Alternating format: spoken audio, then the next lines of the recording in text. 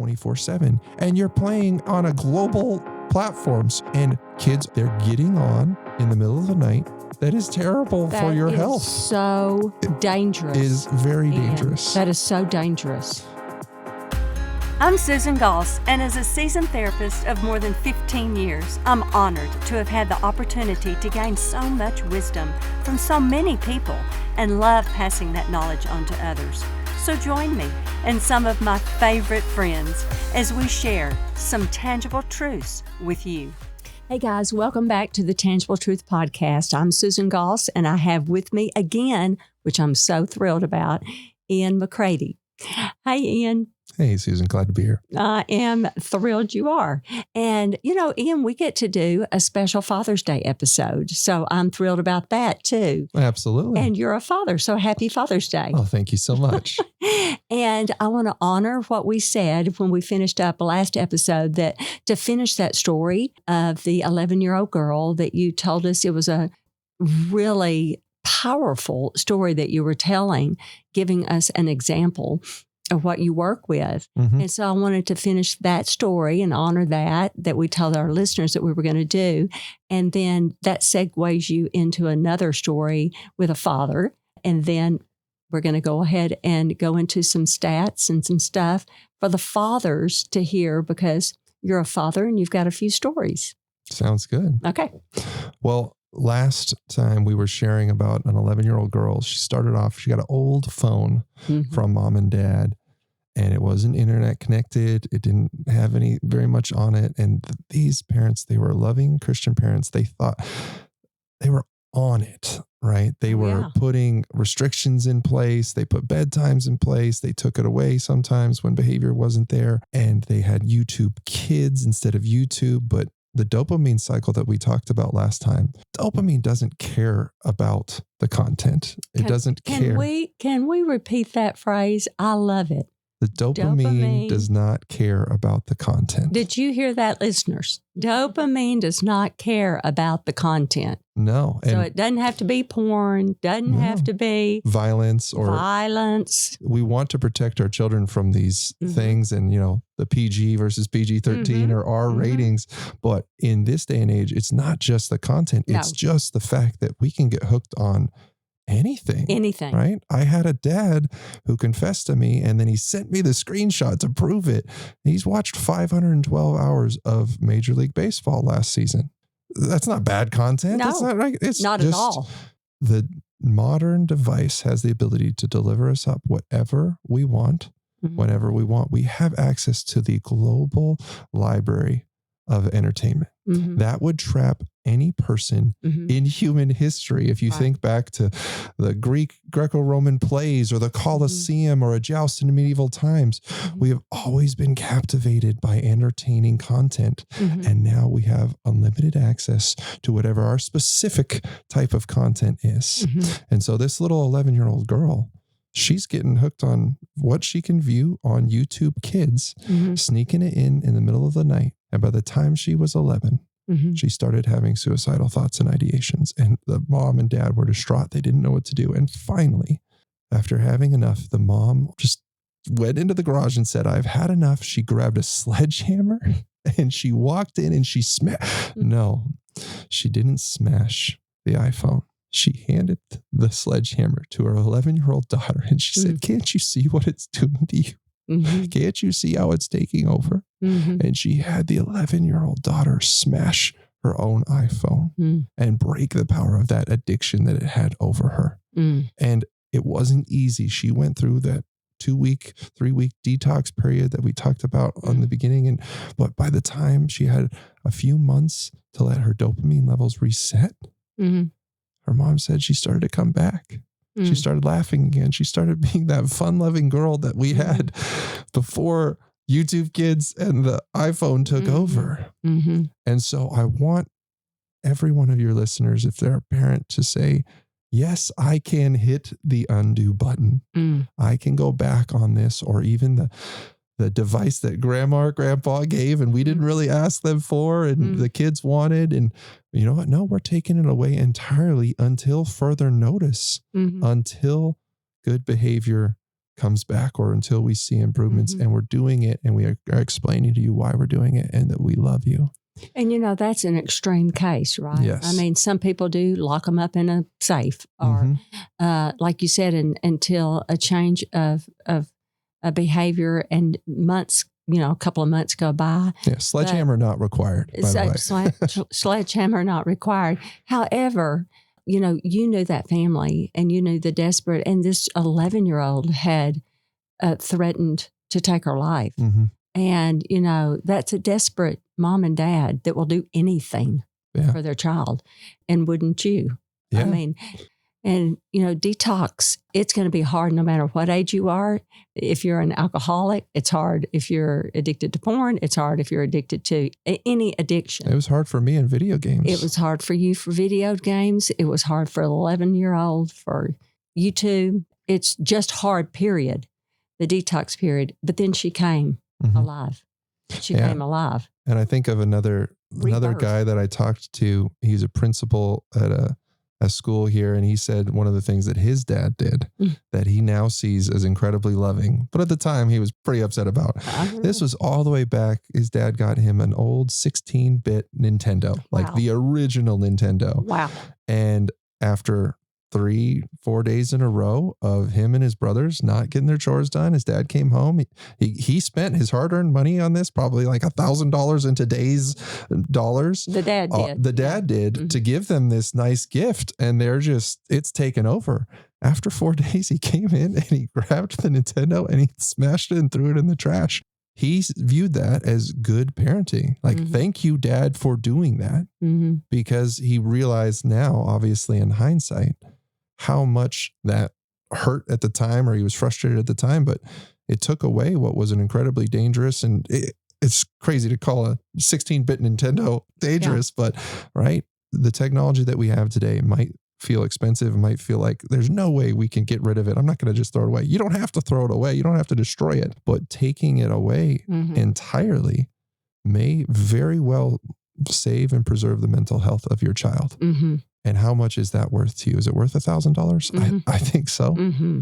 Absolutely.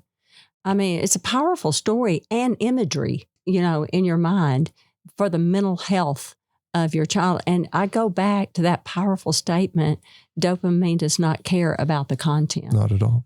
Not at all. And I think that's it's a myth that it does. No. That it's got to be violent. I was talking to a dad here in Northwest Arkansas, and he said he's compulsively checking his trail cams. He's a hunter, right? Okay. Like, what's wrong with that? But technology has enabled him to just always check in, and he gets a notification, right? Okay. And something moved on my trail cam. What was it? Oh, another squirrel. All right. Not a deer, right? He feels like he has a problem just checking his trail cam. So it's not video games. It's not YouTube for him. It's not pornography in that case, right? But technology has enabled all of us to essentially check in on whatever we have a problem with. It will serve it up to us. But it's drawn him away. He's checking it compulsively. Yeah. He's checking it instead of spending time with family. He's spending time with his wife, and he knows he's telling me it's a problem. Yeah. Right. And so us as dads, I mean, I think it's so critical for us to lay aside any weight, any hindrance that is keeping us from running the race that is set before us with endurance. We want to be looking to the author and perfecter of our faith, Jesus Christ, and follow his example for how to lead our families, lead our spouses. And as a father myself, I mean, I still remember being introduced to somebody. It was one of those weird scenarios where you're in a room with people, right? And someone is talking about you and they're saying, oh yeah, that's Ian. You know what they said? They said, Susan, yeah, that's Ian. He's a gamer. Ian. And that did something to you. I overheard it. And I'm like, well, I'm a dad. I'm successful in my career. I have a spouse. I volunteer at church. Like, I'm not trying to build the resume, but like, why are you, I'm not a gamer. Like, is that what I'm known for? Yeah. And I had a mom, this was before I quit video games. She said, hey, Ian, you're my kid's hero. And I was like, what are you talking about? Well, you're a functioning adult who gets to play video games as much as he wants. I'm like, first of all, I don't get to play as much as I want. I would play way more, but it stuck with me. I'm like, I'm a kid's hero. because I've learned how to balance video games and the rest of my life. But as we shared in the last episode, I wasn't balancing it, Susan. Right. That was a facade. Right. And that did something to me. I didn't want to be known as a gamer. I wanted to be known as a follower of Jesus Christ. I wanted to be known as a good husband and a good father and a good member of my community and not as a gamer. And if the fathers that are listening to this podcast want a tangible truth, the truth that is going to set them free is that it's not video games, it's not hunting, it's not MLB, it's not whatever it is that we're going to in this life that we think is going to satisfy us. That can so easily become an idol for us. And if we want to understand what the will of God is for our life, in my own life, I've found it to be walking away from that idol and teaching other people to do the same. That is how this whole ministry of self-control was born. It's how I actually feel like I'm in the fight, running the race that is before me, instead of just hitting cruise control, got my job, got my kids, got my family and my hobbies and the things that I enjoy. There's so much more that God has in store for me as a husband and as a father. I want to run the race with endurance. I actually get excited. I get amped up about it because I feel like I'm in the fight. I feel like I'm doing what I'm supposed to do. Yes. And as I even look at your t-shirt that says self-control, you automatically think that's of the fruit of the Spirit, and that's Amen. a fruit of the Spirit. And what a great call on Father's Day to the fathers. What does self-control look like for you? To ask that question to the fathers. What does it look like for you in your life? Because it will look like something different for each individual father. You may need to put down your phone more when you're with your family, maybe because your kids will call you out. They will. Put your phone down, Dad, or put your phone down, because maybe that's your self-control. Maybe it is gaming. Maybe it is looking at all the things that you've mentioned already. But what does self-control look like for you? And it has to be allowing space for God first, just like in Matthew, put him first, and these things will fall into place. Who is your first love? And an idolship puts other things before God. That's just the way that's what idols are, is putting other things before him. So that's a great question on Father's Day, is what does self-control for you look like? And I think you have some things you want to share that are really quite eye-opening for people to be aware of. We can at least start it on this episode and finish it on the next. Absolutely. So there's a couple things. If it is video games for the dads, and there's so many dads that it is, or it's video games for your kids. There was a study by the University of Calgary, and it was a large study that it actually tried to define or kind of quantify how addictive can a video game be, or how addictive are specific games. And it had 5 different categories where it was ranking all these top games, like Fortnite or World of Warcraft was the game that I played. That's what you play. Or Call of Duty or whatever the game is that we're playing. And it talked about these 5 areas. And I think they're useful to understand, because if your children are playing games or you as a dad are playing games, it's understanding, hey, this game was engineered, and it actually might even be predatory. Like, it is trying to addict me. Yes. It's not just trying to give me a good quality story or a good experience. So the different categories that it talked about, one was gambling mechanics, right? And I shared that in my own story previously. Like, right when I beat a level or a boss in a game, you don't just get the item you're going for, right? You get one pull on the slot machine and you get a percentage chance that you're going to get the item that you're looking for. That's not good game design. That's just a gambling mechanic built into a game. So whether it's a kid playing something where they have a loot box or they're opening packs, right? Like, that's just trying to keep someone engaged because it's more fun to win something rare randomly than know what you're going to get and just get it straightforwardly. So the gambling mechanic is one of them. Personal investment is another one. So personal investment just means, how much am I putting into this? How hard is it going to be for me to walk away from it? Mhm. So games called role-playing games or RPGs are harder to walk away from because you've put so much effort into your character and you've put a lot of effort into building something up in this, and then you're just going to walk away from it. I know this happens with a lot of teenagers and adolescents. Their rank in the competitive game becomes a part of their identity. Right. So I had this happen. I did a chapel at JBU, John Brown University nearby. And one of the students came up to me after and said, I play this game. I'm silver rank. And I I shook my head and was like, I don't know what that means in that game. Also silver, usually less than gold or platinum. But she said it and this was a she, mind you, she said it as a point of honor and I've put a lot into this game. And the wild thing that games do at this point, usually when I was first playing, they had 4 ranks. You might have bronze, silver, gold, platinum. Games like Fortnite or others have 18 ranks. Oh, wow. Because they've found out that as soon as you hit the next tier of rank, you're going to keep playing. One, to keep that status. And then 2, you're going to always want to get to the next tier or rank. Of course. So that personal investment's an important part. One of the other things they look at is just accessibility. And I mean, games can be so much more addictive because they're constantly accessible, or it's easy for us to play them, especially that's what makes mobile games so much more addictive than a game you have to sit down at your PlayStation or your Xbox or your computer to play. It's really easy to play Candy Crush because it's just on your phone. You can do it at any time. So accessibility is just a way that games have become more addictive. And then a couple of the other components are world design and how intricate this world is. And World of Warcraft is a prime example of that. I had status. I was a part of this guild, this group, and I was in this immersive world, and there was so much content, Susan, in that game.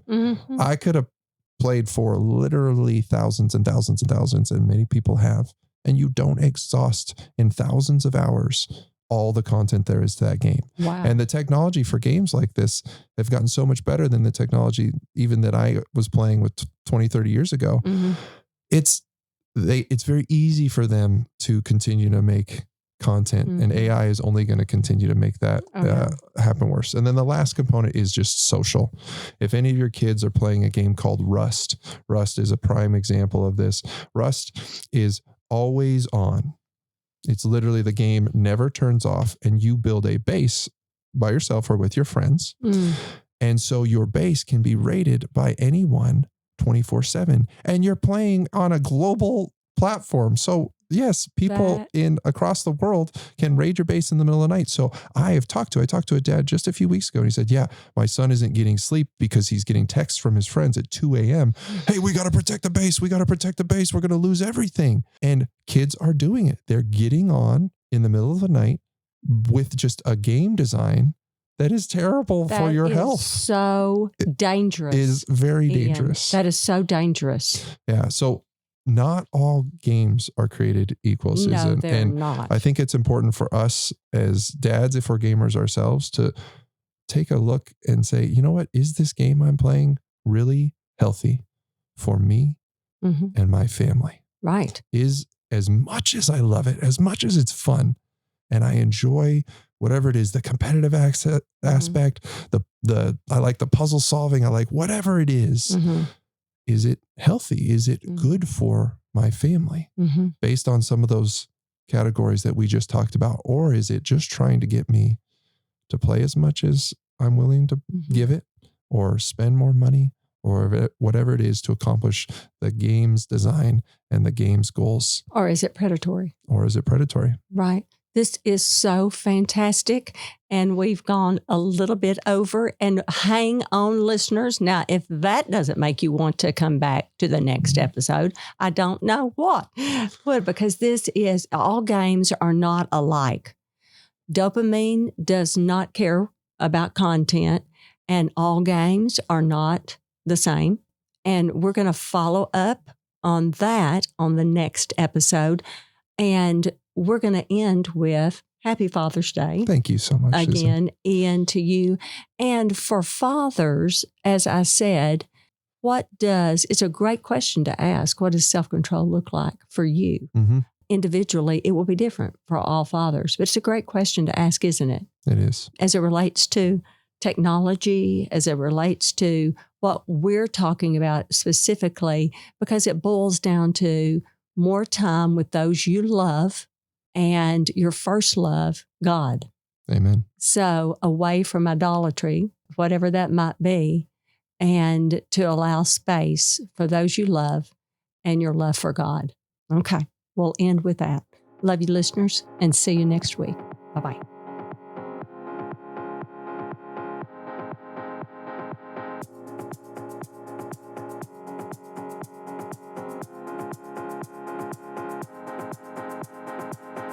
Thanks for listening to the Tangible Truth Podcast, part of the KLRC Podcast Network.